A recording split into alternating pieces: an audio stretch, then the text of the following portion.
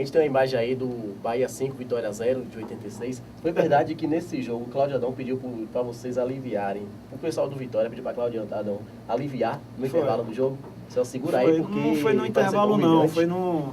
Quando já estava 5-0. Nós fizemos, acho que, o quinto gol com 18 ou 20 minutos. Esse gol do Cláudio Adão é um espetáculo, né? Ele dormindo, olha só como é... Nossa, eu não sei nem quem é o zagueiro, acho que era o Rubão, né? Coitado. Cara, que é isso. E eu fiz esses 2 gols aí em tabelinha, né? Futevôlei dentro da área, que o Adão tinha essa capacidade, olhou, passou. Né? Teve um gol que você pega uma sobra, não é? Esse aí, a jogada do Zé Carlos, a velocidade do Zé Carlos. É impressionante, né? Jogador moderno, até hoje você percebe isso. Aí o Adão dá de peito, aí qualquer um faria esse gol, né? E aí foi o 5º gol nosso. Não, o 4º gol, porque o último gol foi do Nenê, ponta esquerda. E a partir desse gol, aí sim, houve um pedido do Bigu. Nesse gol aí eu perdi. A bola bate e volta, acho que o Adão faz, né? Então, assim, o Bigu e o Lulinha eram os 2 volantes, né, 2 jogadores sensacionais que o Vitória tinha. Aí começou a falar com o Cláudio Adão, porque eram uma carioca, todos cariocas e tal. E a gente com fogo danado, um menino novo, todo mundo querendo atropelar. Quanto mais gols aí, melhor, né? Todo mundo pensando no Fantástico. Lembra da zebrinha do Fantástico? O Fantástico vai aparecer hoje, vamos fazer gol, cara. Aí o Adão veio, ó, baixa a bola aí, cara. Ó, 5-0, não vamos mais, o pessoal tá chateado e tal, e tal, e tal. Mas teve alguma ameaça? Se não parar, a gente vai quebrar você? Não teve não. O pessoal... E foi interessante porque diminui um pouco a velocidade do jogo, evitou até que pudesse um ou outro jogador realmente tomar uma atitude mais dura, e terminou um placar de 5-0, foi o placar mais elástico que eu participei num clássico, foi esse 5-0. Mas depois o Adão, quando terminou, convidou todo mundo para ir para casa dele. Ele morava aqui no Itaigara, gostava de chopp, aquele barril de chopp. Aí quando nós chegamos lá, eu fui convidado de última hora, né? Não era muito disso aí e tal, fui. Estavam lá os jogadores do Vitória que agradeceram essa questão, porque na realidade eu acho isso muito correto. Você não está em condição de segurar o ímpeto da equipe adversária, segura um pouco o negócio, né? Já está perdido o resultado, tá? Você já fez também o resultado, todo mundo termina bem. Mas foi 5-0, difícil sair isso agora, viu? O negócio aí é porque o Bahia tinha uma...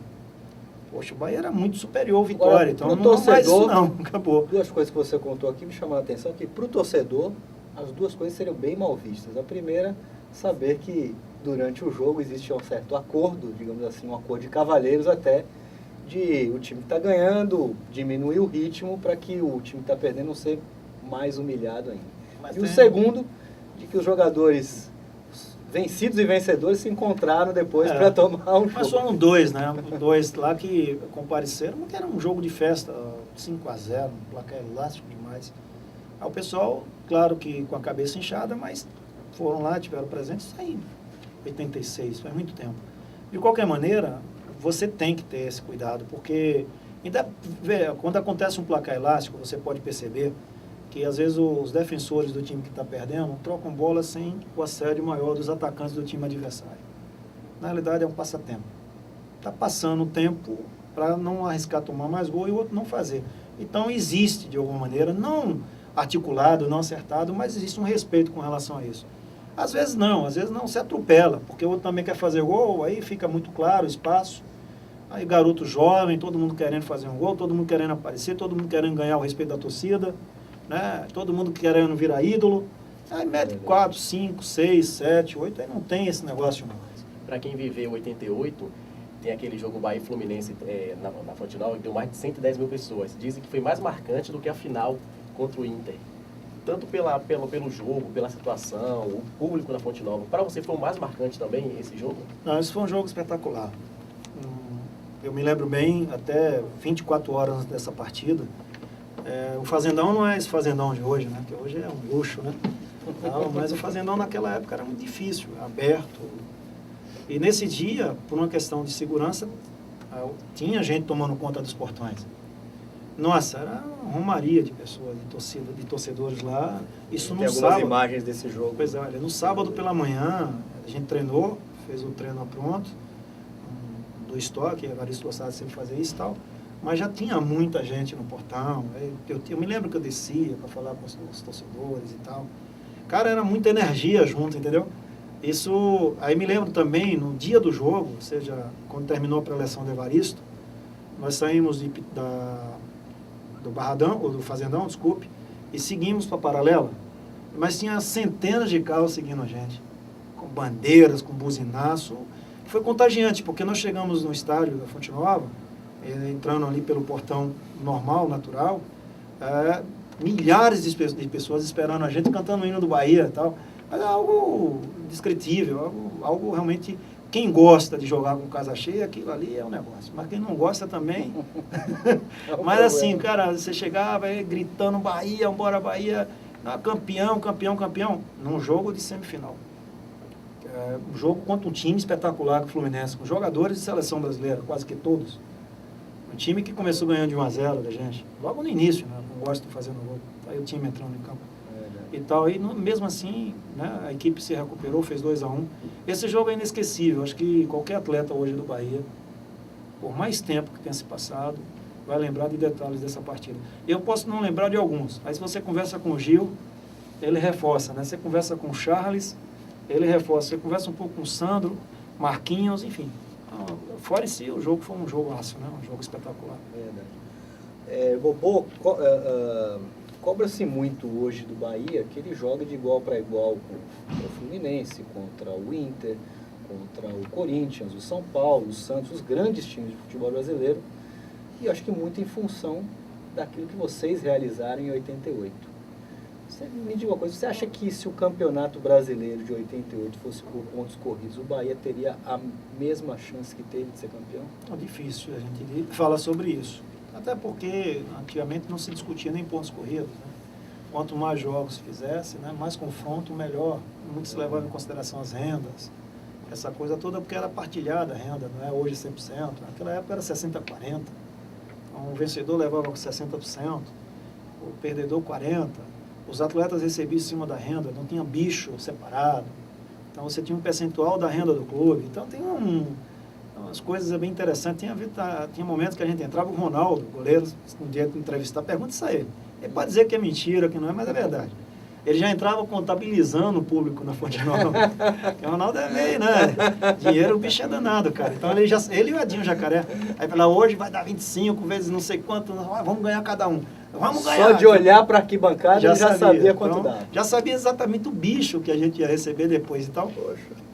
Tinha muito disso, né? Hoje já não tem, o jogador já entra em campo sabendo quanto é que vai ganhar, se é por produtividade, se não é, etc. Isso também era muito prazeroso, porque era divertido.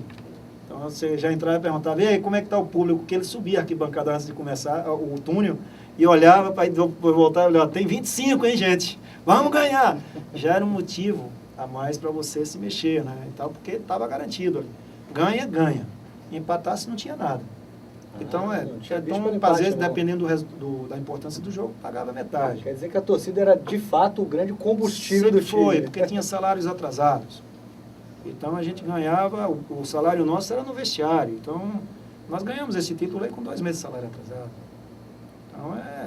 Então, mas ganhamos o bicho no vestiário. Então, compensava uma coisa ou outra. Então, você não reclamava de salário, que estava sempre com dinheiro ali, né? Então, de qualquer maneira, eu não sei lhe dizer se isso seria possível. Eu acho que hoje, cada vez mais, e você está certo, e quem pensa dessa maneira, é que para um clube do Nordeste, ganhar um título hoje nacional está muito difícil. Mas, assim, eu acho que também não pode pensar pequeno. É uma outra questão. De você montar uma equipe, aí você se contenta com o 14º colocado. 14º lugar tem comemoração. Eu acho que isso está longe do Bahia. Eu acho que o Bahia pode, sim, brigar, quem sabe, para ficar entre 4, 5, 6, até o 8º colocado, você ainda admite, porque é um clube com a massa espetacular, sabe, que possibilita você fazer investimento. Possibilita. É só ser ousado. Só ser ousado. Então, hoje a gente gasta aí, tem, sei lá, a folha do Bahia, 2 milhões de reais, aí se questiona os jogadores. Será que esses jogadores vão contribuir? Só o tempo dirá, nós vamos ver isso na frente. Mas eu acho que o Bahia tem que pensar grande, sim. Abrir mercado, abrir para o seu torcedor, né, convocá-lo, fazer campanha em televisão para que o cara pague R$40 por mês. R$ 50 por mês, não é? Se associa ao clube, tem o benefício de entrar gratuitamente no estádio. O Grêmio faz isso, o Internacional faz isso, né? Clubes do Sul já faz isso, do Sudeste já faz isso. Por que não você compartilhar essa situação com o torcedor em si? Sabe? Então, eu acho que nós temos condição, sim, de estar brigando aí pelo oitavo, e se bobear, chega até o título. Bobo, uma coisa que, revendo essas imagens que a gente está vendo aí do título de 88, aquele jogo que o Bahia ganhou de 2-1 do Inter, aqui em Salvador, e revendo também as imagens do primeiro jogo contra o Fluminense nas semifinais, nos dois jogos, uma coincidência, os dois por 2-1, e nos dois jogos vocês saíram atrás no marcador.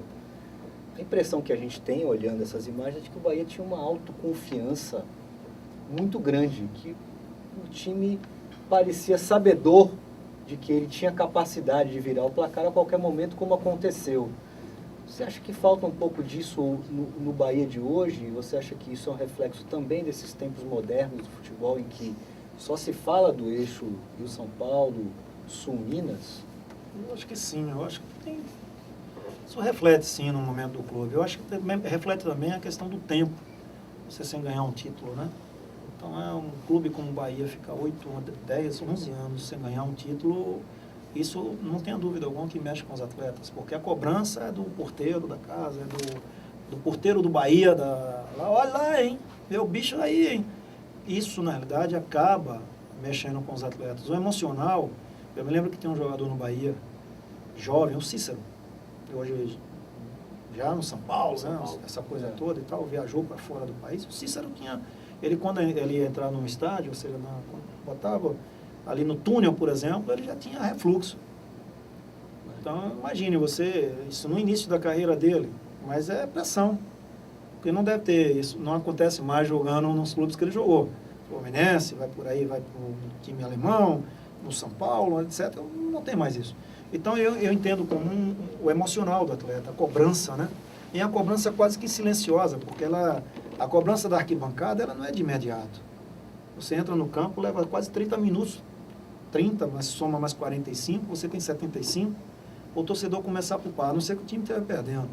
Então, você tem muito tempo até o torcedor começar a lhe cobrar efetivamente.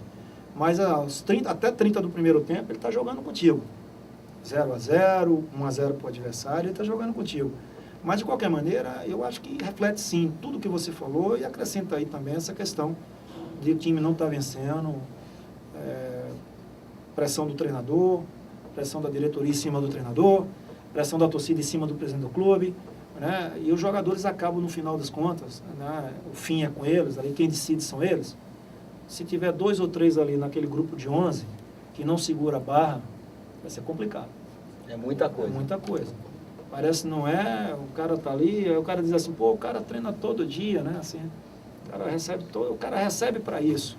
Treina de manhã, de tarde, se bobear, treina de noite, mas não sabe passar uma bola.